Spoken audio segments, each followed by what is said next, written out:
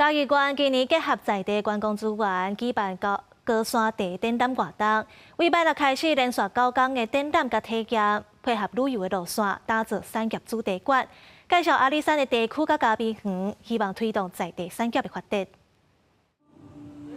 地艺术透过体验活动，教民众安怎来去地旁看地势、入捌地知识。嘉义县太和水利埕顶石岛疏通路大地区的地路，甲嘉义县政府做伙伫中部农会来举办高山地岛的活动，然后有特色的地质体验，佮有产业文化的展览。我感觉今年的茶都真正做好耍，做趣味的，然后内容拢足丰富的。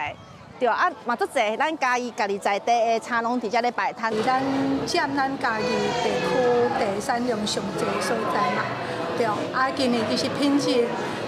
数字有比永年较少一线，产量较少，但是品质我感觉比永年拢较提升。为12月2到29的活动展览当中，有地甲嘉义的文化产业馆，内底唔但有绍介地农、嘉义农以外，佮结合产地甲观光路线的规划，互民众看展览的时阵，嘛更较入捌阿里山区的产业特色。我昨早有去体验茶加威士忌，迄真正足袂歹的，嘿，迄第一摆看到。拎起来嘛，就顺